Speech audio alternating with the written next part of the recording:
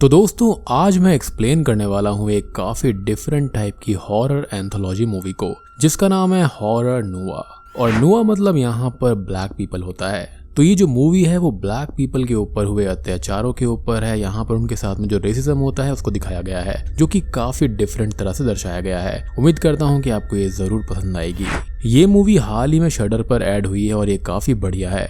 अब इस मूवी के अंदर 6 अलग तरह की कहानियों को दिखाया गया है, लेकिन यहाँ पर ट्विस्ट ये है कि इसका सेकंड पार्ट जो है वो मेरे दूसरे चैनल यानी कि स्केरी नाइट्स इन हिंदी के ऊपर है। और सबसे बढ़िया बात यह है कि वहाँ पर 4, 5 और 6 स्टोरी जो है वो क्लिप्स के साथ आपको देखने को मिलेगी, तो आपको देखने में काफी ज्यादा मजा आएगा। तो उस वीडियो का लिंक आपको नीचे डिस्क्रिप्शन में मिल जाएगा और उम्मीद करता हूँ कि आपको ये मूवी देखने में काफी मजा आने वाला है। तो चलिए अब बिना किसी देरी के चलते हैं सीधा वीडियो की तरफ।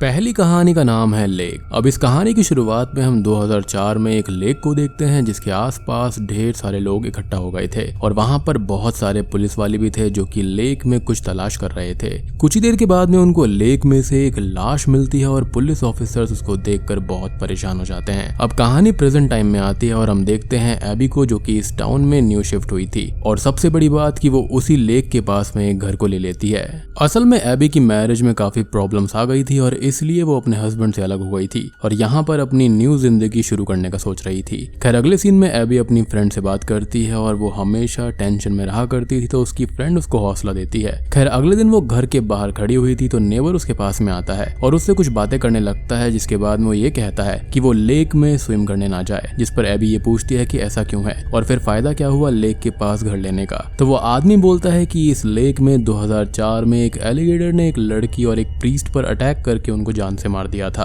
लेकिन जिस किसी ने भी वो हादसा देखा था वो ये कहता है कि वो एलिगेटर नहीं था बल्कि कोई बहुत ही भयानक चीज थी। और एबी उस आदमी की बात को काफी लाइटली लेती है और अपने काम में लग जाती है। अब अगले दिन एबी लेक के पास में बैठी हुई थी और लेक में स्विम करने वो चली जाती है। रात को वो घर पर कुछ काम कर रही होती है और उसे अचानक से लेक के लिए अजीब सा अट्रैक्शन फील होता है। खैर अगली सुबह एबी तैयार हो रही होती है और वो अपने पेट पर कुछ अजीब से मार्क्स को नोटिस करती है, जिसके बाद में वो स्कूल में आ जाती है जहाँ पर वो एक टीचर की जॉब किया करती थी। और यहाँ उसको एक लड़का डायरेक्ट मिलता है और एबी उससे थोड़ी सी इंप्रेस्ड हो जाती है। खैर अगले दिन वो घर के बाहर खड़ी हुई थी कि तभी नेबर उसके पास में आता है और बोलता है कि एबी को लेक के अंदर नहीं जाना चाहिए था और लेक उसके बारे में सब कुछ जानती है। इनफैक्ट वो जो लेक है वो उसके बुरे ख्यालों को बुलाएगी, जिससे कि एबी थोड़ा सा परेशान हो जाती है, लेकिन वो बात को टाल देती है। जिसके बाद में एबी स्कूल में जाती है और वो डायरेक्ट से घर पर कुछ काम करने के लिए बोलती है, जिसके लिए वो डायरेक्ट को पे भी करेगी और वो मान भी जाता है क्योंकि पैसों की जरूरत स्कूल स्टूडेंट्स को होती है। अब रात को हम एबी को देखते हैं जो कि सपना देखती है कि वो लेक में से पकड़ पकड़ कर फिशेस को खा रही थी, लेकिन जब उसकी नींद खुलती है तो वो अपने घर में फिश टैंक को देखती है और शॉकिंगली उसके अंदर एक भी फिश नहीं थी। वो अब तैयार होते हुए खुद को देखती है तो उसके पेट पर रिब्स की जगह पर फिश जैसे गिल्स आ गए थे। इससे एबी थोड़ी सी परेशान हो जाती है, लेकिन तभी एक कैट वहां पर शोर करने लगती है, जिस पर एबी गुस्सा करती है। यहाँ पर हम उसके बिहेवियर में एक अजीब सा गुस्सा भी देख पाते हैं और फिर वो कैट हमको पूरी स्टोरी में कहीं भी दिखाई नहीं देती।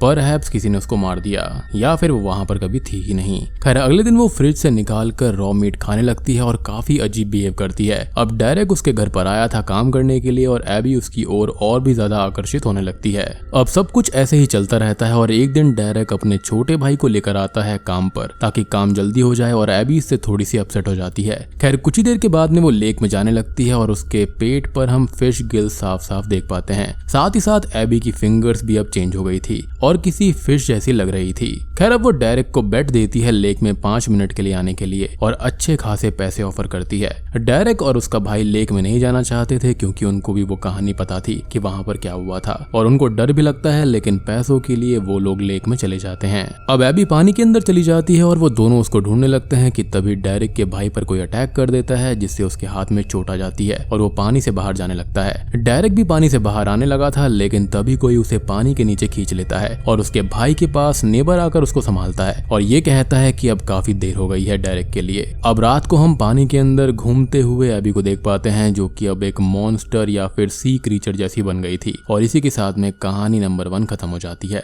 अब आ जाते हैं हम अगली कहानी यानी कि कहानी नंबर 2 पर, जिसका नाम है ब्रांड ऑफ इविल। इस कहानी की शुरुआत में हम देखते हैं नेकानी को, जो कि एक ग्राफिक डिजाइनर और आर्टिस्ट होता है। वो अपनी कम्युनिटी के लिए यहाँ पर वॉल पर पेंटिंग कर रहा होता होता है और उसके लिए ज्यादा कुछ पैसे उसको नहीं मिलते क्योंकि कम्युनिटी काफी गरीब थी और मिस लॉरेंस समहाउ डोनेशन की हेल्प से चीजों को चला रही थी और ये वॉल पेंटिंग वो फंड रेजिंग के लिए यूज करने वाली थी। मिस लॉरेंस निकानी के पास में आती है और उसको ये कहती है कि निकानी को भले ही पैसे बहुत कम मिल रहे हैं लेकिन उसकी कम्युनिटी की हेल्प हो रही है, जिस पर वो अग्री करता है और वो दोनों वहां से चले जाते हैं। लेकिन कुछ ही दूरी पर खड़े हुए एक व्हाइट मैन को हम उन पर नजर रखते हुए देख पाते हैं। अब निकानी अपने डेस्क पर जाता है तो वहां पर उसको एक कॉल आता है और कॉल पर एक आदमी उसको कुछ सिंबल्स बनाने का बोलता है, जिसके लिए पहले तो निकानी मना कर देता है क्योंकि उसे वो वॉल पेंटिंग कंप्लीट करनी थी। लेकिन वो आदमी उसे बहुत सारे पैसे ऑफर करता है, जिस पर वो मान जाता है, उसे पैसों की जरूरत थी। अब घर आकर वो उन सिंबल्स को कंप्लीट करने लगता है और उसका भाई कॉर्डेल घर पर आता है और वो लोग थोड़ी बहुत बात करते हैं। निकानी वो सिंबल कंप्लीट करके सेंड कर देता है और तुरंत ही उसके अकाउंट में पैसे भी क्रेडिट हो जाते हैं जो कि उस आदमी ने बोले थे और वो इससे बहुत ही ज्यादा खुश हो जाता है। अब रात को हम कम्युनिटी हॉल के पास एक मेंबर को देखते हैं कि तभी एक फ्लोटिंग क्लॉथ वहां पर आता है जिस पर वही सिंबल थे जो कि निकानी ने बनाए थे और वो सिंबल उस आदमी पर अटैक कर देते हैं। खैर अगली सुबह निकानी कम्युनिटी हॉल में आता है तो वहां पर ब्लड पड़ा हुआ था, एज रात में ही एक मेंबर पर अटैक हुआ था लेकिन उसकी बॉडी वहां पर नहीं थी तो कोई भी उस खून को ज्यादा सीरियसली नहीं लेता और सब अपने अपने काम पर निकल जाते हैं। लेकिन हम कुछ ही दूरी पर उस मेंबर की लाश को पड़ा हुआ देख पाते हैं। अब निकानी अपने काम पर लग जाता है तो उसके पास उसी सिंबल वाले आदमी का कॉल फिर से आता है। वो निकानी से एक और सिंबल बनाने का बोलता है जिसके लिए वो उसको $5000 और कम्युनिटी फूड बैंक में भी $5000 देने का बोलता है, यानी कि पूरे के पूरे $10,000 उसको मिलने वाले थे। उसका ये कहना था कि निकानी उन पैसों का जो करना चाहे वो कर सकता है और इतनी बड़ी रकम सुनकर निकानी मान जाता है। अब वो उस वॉल पेंटिंग को छोड़कर छुट्टी लेने के लिए मिस लॉरेंस के पास में जाता है लेकिन वो ये बोलती हैं कि डोनेशन के लिए वो लोग आएंगे और वॉल पेंटिंग कंप्लीट नहीं है, जिस पर निकानी बोलता है कि अभी वो बीमार है और रात में आकर वो उसको पूरा कर देगा। मिस लॉरेंस इससे नाराज हो जाती है और निकानी बोलता है कि व्हाइट लोग तो ऐसे एक दूसरे का ख्याल नहीं रखते, जिस पर मिस लॉरेंस ये बोलती है कि उनका तो पूरा एक सिस्टम है जिससे वो हमेशा टॉप पर रहते हैं और हमारे पास सिर्फ कम्युनिटी है एक दूसरे का ख्याल रखने के लिए, और वो नाराज होकर उसको छुट्टी दे देती है। अब निकानी एक कैफे में बैठकर वो सिंबल कंप्लीट कर रहा होता है और उसके पास में कॉर्डेल और उसका दोस्त कैफे मैनेजर आता है। वो दोनों उसके सिंबल्स को देखते हैं जो कि उसने कंप्लीट कर लिए थे और कैफे मैनेजर ये बोलता है कि ये एक नाजी अकल्ट सिंबल है जिसे मिडनाइट सन कहा जाता है, जिसकी हेल्प से वो सेटन को समन करते हैं ब्लैक पर्सन को मिटाने के लिए, और वो अपने फोन पर वो सिंबल दिखाता है।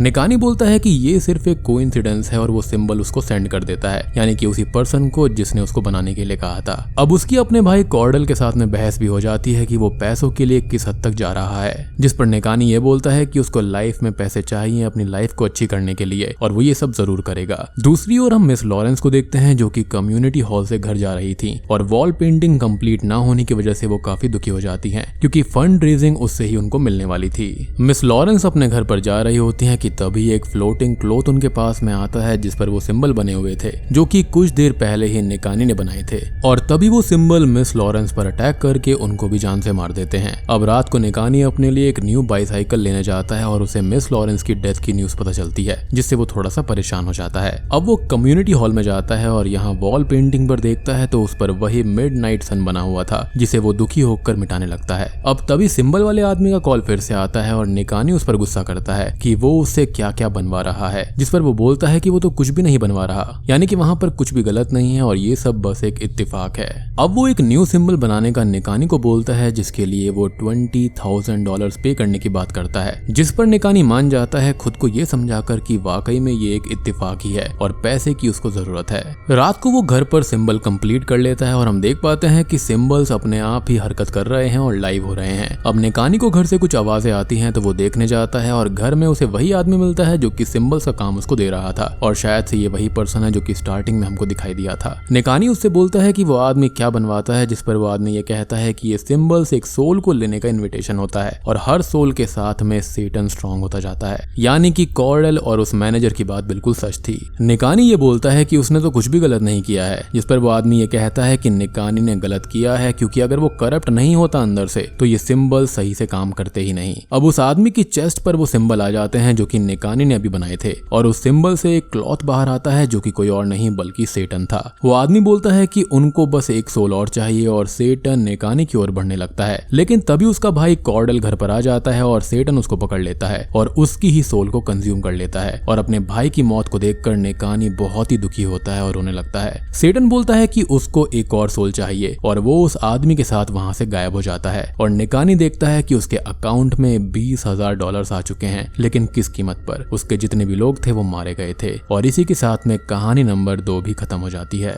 अब अगली जो स्टोरी है वो 19th सेंचुरी के आसपास की है और कहानी का नाम है ब्राइड बिफोर यू। तो इस कहानी की शुरुआत होती है और हम देखते हैं मिसेस क्ले को, और वो ये बताती हैं कि एक ट्रेडिशन चलता हुआ आ रहा है कि फर्स्ट बॉर्न पहले शादी करता है और ट्रेडिशन ऐसे ही चलता जाता है और अब उनकी बारी है शादी करने की। अब वो मिस क्ले से मिसेस क्ले बन जाती हैं और उनकी शादी होती है थियोडस नाम के एक अमीर आदमी के साथ में, जिनके साथ में मिसेस क्ले काफी खुश भी थी। मिसेस क्ले को अब एक बच्चे को जन्म देना था और थियोडस की लेगेसी को आगे बढ़ाना था, लेकिन शादी होने के बहुत सालों बाद तक भी वो किसी बच्चे को जन्म नहीं दे पाती और समाज उसको दोषी मानने लगता है कि उसके अंदर ही कोई कमी है। थियोडस को सिर्फ बच्चे से मतलब था, तो वो मिसेस क्ले से काफी दूर रहने लगा था। और एक दिन मिसेस क्ले अपनी मेड सबीने से बात करती है पास में रहने वाली रूट वुमन के बारे में, जो कि ब्लैक मैजिक किया करती थी और वो सबीने की मासी थी।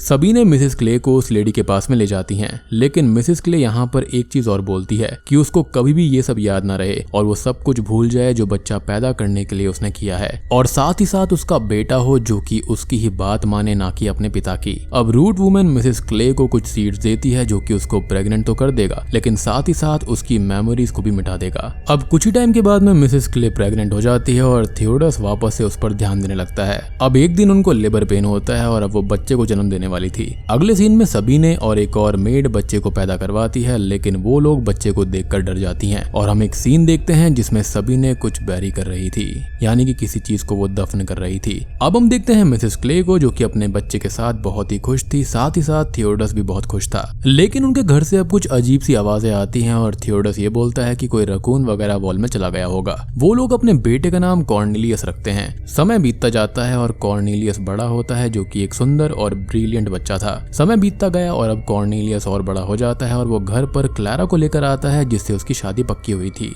सभी लोग आपस में बैठकर बात कर रहे थे और क्लैरा बहुत खुश थी, लेकिन तभी वॉल से बहुत जोर से आवाज आती है और सबीने उन आवाजों को शांत करने लगती है। अब रात को सबीने अपनी कैट को खाना खिला रही होती है कि तभी क्लैरा उसके पास में आती है, जो कि थोड़ी घमंडी लड़की थी, और वो सबीने से पूछती है कि एटिक हमेशा बंद क्यों रहता है और वो उसे देखना चाहती है। वो कीज को लेकर एटिक के अंदर चली जाती है, लेकिन ये उसकी जिंदगी की सबसे बड़ी गलती थी। अब अंदर जाने पर उसके पास एक बड़ा सा स्पाइडर लेग आता है और उस पर अटैक कर देता है, जिसके बाद में अगले ही सीन में हम क्लैरा की डेड बॉडी देखते हैं, जिसकी डेथ स्पाइडर बाइट से हुई थी। उस हादसे के बाद कॉर्नेलियस अपने फादर के साथ न्यूयॉर्क चला गया और मिसेस क्ले उनके साथ जाने की जिद करती रही, लेकिन उसे कोई भी लेकर नहीं गया। अब समय निकला, महीने बीते और साल बीते। मिसेस क्ले उसी घर में रही और अपने गिल्ट और टूटी हुई रेप्यूटेशन के बारे में सोचते सोचते परेशान होती रही। थियोडस ने अपने लिए एक न्यू वुमन भी चूज कर ली थी और अब वो उसके साथ ही रहता था न्यूयॉर्क में। अब एक दिन कॉर्नेलियस घर आता है एक लड़की के साथ में और अपनी माँ को बताता है कि उसने उस लड़की से शादी कर ली है और उनका बच्चा भी होने वाला है।